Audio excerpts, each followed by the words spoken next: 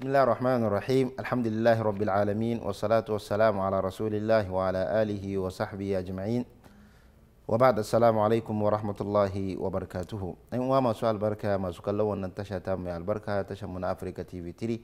Muna yi ma Allah subhanahu wa ta'ala godiya da yake haɗa mu a cikin wannan shiri masu wanda muke tattaunawa da bakonmu na yau da kullum shine Malam Usman.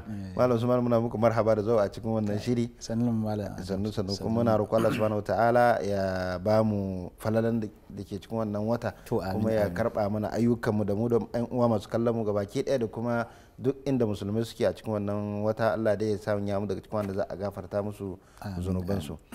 Malam Usman, haƙiƙani mun fara bayanai tun farkon azumi har yau muna kusan muna cikin 13 yau.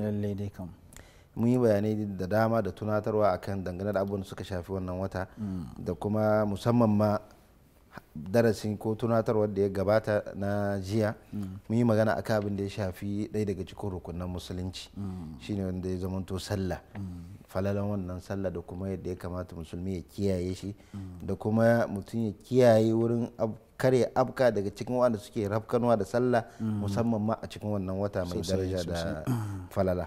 So da haka yi muna so mu dan tunatar da 'yan uwa abin da ya kamata shi dan uwa musulmi a cikin wannan wata na azumi ya zamanto ya yawaita shi.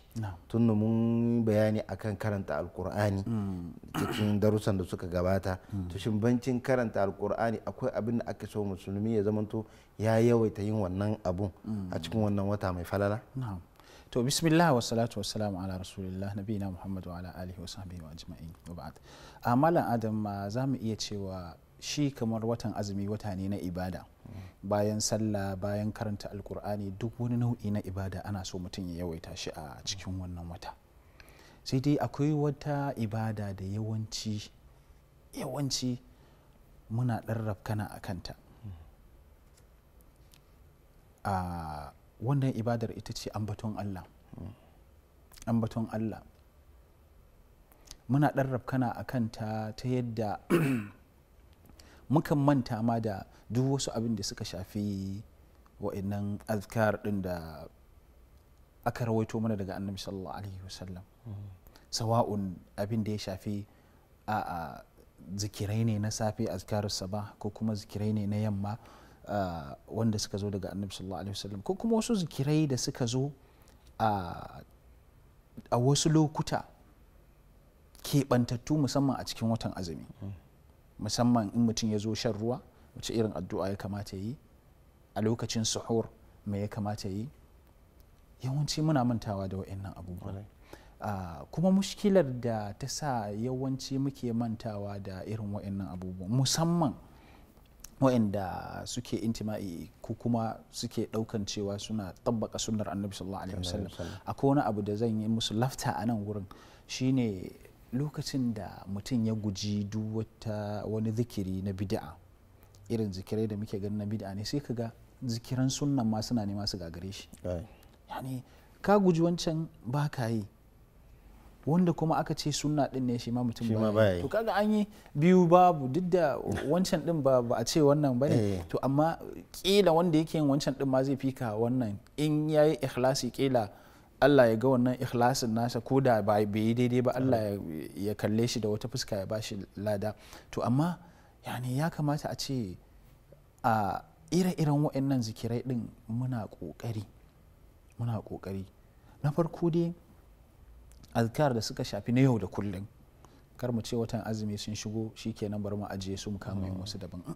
Azkar da suka shafi na yau da kullum, musamman zikirin safe da yamma. Zikirin safe da zikirin yamman nan mutum ya rika yin su kuma ga sauran mutanawwi'a, mutum ko da guda ɗaya biyu ya haddace fabiha wa ni'ima. Ba a cewa sai ka haddace su gaba ɗaya, sun zo kala-kala, salo akwai zikirukan da suka zo ma malam a takaitattu ne, wanda manzo Allah sallallahu alaihi wasallam yake ba da bayani akan cewa duk wanda ya karanta kaza so kaza za a gafarta masa zunubansu, ko da haka kun faro da sauransu. Kuma idan ka kuma da kuma shi la ilaha illallah kanshi karan kanshi da ya zamanto da musulmi zai rinka zamanto yana maimaita shi ko da yaushe. Ba da musulmin da zai ce bai iya la ilaha illallah. Yawa, to abinda nake so in kai gare shi, ai dama ka san akwai azkar waɗanda suke muƙayyada bi waqt waɗanda su suna da lokacin yin su, akwai kuma azkar mutlaqa. To su azkar muƙayyada din waɗanda suke da lokaci irin azkar sabah wal masa, irin zikirin azkar naum da irin waɗannan kaga suna da lokacin su. To akwai kuma azkar mutlaqa waɗannan yawanci suna da sauki a baki kuma dama su ba su da wani lokaci balle mutum ya ce ya rabkana lokacin har ya wuce bai yi ba. To lalle mutum ya haɗa duka biyu, yana yin azkar na mutlaka din da kuma muƙayyada. Idan muka ce mutlaka su ne sakakku ba su da lokaci, muƙayyada kuma su ne suke da lokaci. Yanzu masu waɗanda suke da lokaci su ne irin azkarus sabah da azkarul masa da kuma zikiran bacci da kuma zikirin da ake yi ko kuma addu'ar da ake yi a lokacin da mutum zai sha ruwa, a lokacin da mutum yake yin suhur. Bal ma Allah subhanahu wata'ala ya gwada daga cikin sifa ta mu'minai wa bil ashari hum yastaghfirun. A irin wayannan lokacin na suhur ba bacci suke ba ko da ba azumi bane. To idan tunda har ka samu kanka a lokacin suhur din nan yawanci mutum baya bacci. Idan wajen azumi ne mutum yana bacci sai dab da kiran sallah, an kira sallah kina yana kokarin ya tashi yayi alwala ne yayi na rak'atayil fajr tukun ya tafi masallaci, bai da lokacin da zai yi wani istighfari, zai nemi gafaran Allah subhanahu wata'ala. To amma a cikin watan azumi an sai ma zaka iya tashi, kana da kila zaka tashi kai awa daya, kaga mutum zai iya cin abinci ya natsu kuma yayi wasu abubuwa na ainihin neman tuba ga Allah subhanahu wata'ala kafin wannan. Wayannan kenan abin da suka shafi azkar al-muqayyada irin wannan lokacin. Sannan ga wani lokaci mai falala shi ma a lokacin da mutum ya sha ruwa. A lokacin da mutum zai sha ruwa ana buƙatar mutum ya yi addu'a. Bayan ka yi addu'a zahaba dhama'u wa tallatul uruq wa thabata al-ajru insha Allah, mutum kuma ya yi ƙoƙarin wasu addu'o'i nashi. Wannan kafin shan ruwa ko bayan shan ruwa? Wannan kafin shan ruwa akwai abin da ya tabbata cewa akan kamar mawatin istijabatu du'a. Yawa to kafin shan ruwa lokacin da mutum ya zo zai sha ruwa din zai yi wannan addu'ar, sannan kuma ya dora da wasu addu'o'i kuma na neman wani abu a wurin Allah subhanahu wa ta'ala. Kamar tunda ita addu'a dama ka san kashi biyu ce, akwai du'a da ake ce mata mas'ala, akwai du'a ibada. Du'a ibada yawanci ita ce zikiri. Du'a ibada ita ce zikiri. Du'a mas'ala ita ma nau'i ne na zikiri amma kana roƙon Allah ya maka wani abu. To mutum zai iya haɗa wa'annan duka biyun. To bayan wa'annan irin lokutan kuma mutum ya zaɓi lokaci da yawanci ko da ba a cikin azumi ba ne, ana buƙatar mutum ya kasance a wannan lokacin ya kintaci wannan lokacin saboda falalar wannan lokacin. Kaga ire-iren wa'annan lokutan shine sulusi na ƙarshe na dare, ya raba dare kashi uku, ya ɗauki sulusin ƙarshe na dare ya tashi wannan ya yi ainihin addu'o'i. Domin mai annabi sallallahu alaihi wasallam ya faɗa a cikin hadisinsa cewa Allah maɗaukakin sarki yana saukowa a sulusi na ƙarshe na dare yana cewa waye zai roƙe ni in amsa masa, waye man yad'uni fa astajiba la, waye zai nema a wurina in bashi. Haka Allah subhanahu wa ta'ala zai sauko yana nema. Shi yasa a cikin yana neman waɗanda suke yin wannan addu'ar. To shi yasa a cikin wancan ayar wa bil asharihum yastaghfirun tana lafta ce zuwa ga anan alqur'ani Allah ya gwada muminai mutanen kwarai su a irin wannan lokacin ba bacci suke ba.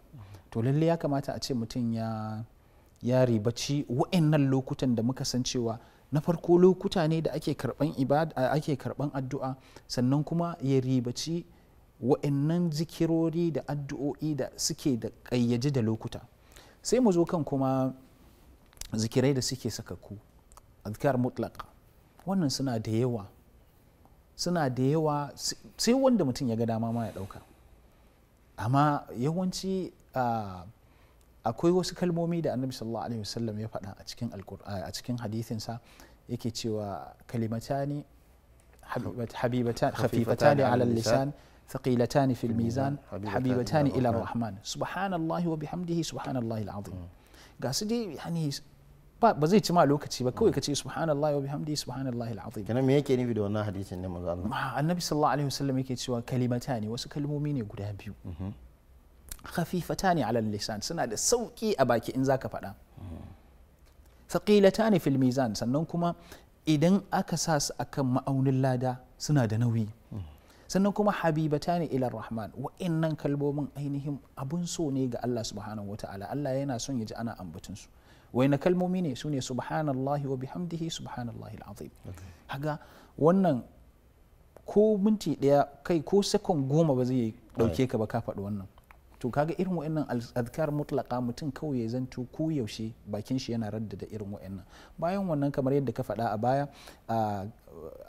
ainihin لا إله إلا الله وحده لا شريك له له الملك وله الحمد وهو على كل شيء قدير كما تسأل أكل لا إله إلا الله محمد رسول الله دكا وإن دكا ainihin abubuwa ne azkar ne da ake so mutum ya zanto bakin shi ya saba da su, bakin shi ya saba da su, domin hikimar in bakin mutum ya saba da irin wa'annan abubuwan to yawanci muna da wata ɗabi'a, ɗan adam yana da wata ɗabi'a shine idan wani abu na ba zata ya same shi to yawancin abin da ya saba furtawa fa abin zai furta a wannan lokacin. Idan bakin mutum ya saba furta abin da yake addini ne to abin addini zai furta, idan kuma ya saba furta abin da yake ba addini bane sai ka ga abu ne kila da ake buƙatar mutum ya gode wa Allah, ce masha Allah tabarakallah, wani sai ka ga ya duro ashar ne yawwa. To kaga wa'annan idan har baki ya riga ya saba da wannan kaga an samu matsala, wanda kila wani magidanci ne wacce kuma mai ya'ya ce, ya'yan nata suna kallon irin wannan abin da take yi, shikenan su ma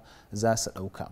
Kenan dai abin da nake so in ce a wannan wurin shine watan azumi kamar yadda muka ambaci cewa wata ne da ya kamata mutum ya lura da ayyuka da yake yi na farillai.